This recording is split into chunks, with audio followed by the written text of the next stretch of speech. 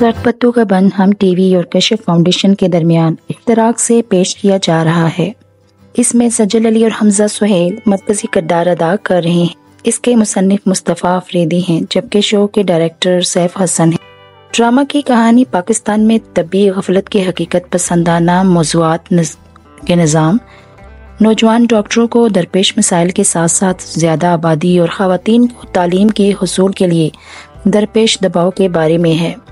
ڈرامے کی دوسری قسط میں دکھایا گیا ہے کہ نوجوان پیشہ ور افراد اپنے کام کے ماحول میں کس طرح دباؤ کا شکار ہوتے ہیں جب وہ صحیح کام کرنے کی کوشش کرتے ہیں۔ اس کے علاوہ خواتین کو اعلیٰ تعلیم کے حصول میں درپیش مسائل کا بھی ہلکے پھلکے انداز میں جائزہ لیا گیا، جبکہ ایسے باپ کے کردار کو دکھایا گیا ہے جو مثبت ہیں اور دونوں صورتوں میں اپنے بچوں کی مدد کرتے ہیں۔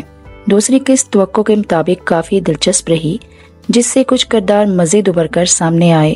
گاؤں کیسر کلاں کی بات پہلے کرتے ہیں۔ یہ ایک ایسا گاؤں ہے جہاں کے باسی بنیادی شعور سے آگاہ ہی نہیں ہے۔ دین سے دوری اور بنیادی ذمہ داریوں سے ناواقف ہونا، تعلیم کی کمی، خاص طور پر عورتوں کی تعلیم کا نہ ہونا بھی شامل ہے۔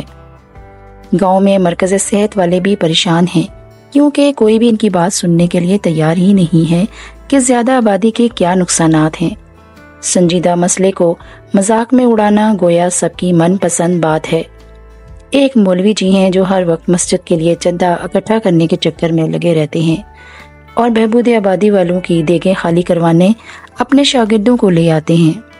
مقصد صرف اپنا پیٹ بھرنا ہی ہے، کوئی سنجیدہ مسئلہ حل کرنا ان کی ذمہ داری نہیں ہے۔ اس ڈرامے کا مرکزی کردار مینو، جو کہ اپنے باپ کے ساتھ اپنی تعلیمی کامیابی کا جشن منا رہی ہے، اس کے بھائی اس صورتحال میں کافی غصے میں نظر آ رہے ہیں۔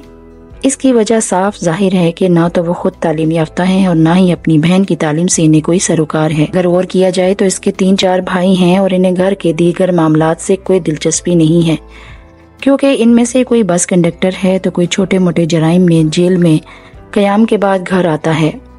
مینو کا کردار جو کہ سجل علی نبھا رہی ہیں کافی حقیقت کے قریب ہے۔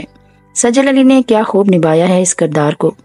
مینو ایک ذمہ دار، سلجھی ہوئی، با مقصد سوچ رکھنے والی لڑکی ہے جس کا مقصد تعلیم حاصل کرنا ہے اور عورتوں کو باشعور بنانا ہے، کیونکہ عورت ہی کسی معاشرے کے لیے تعلیم و تربیت کا بنیادی حصہ ہے۔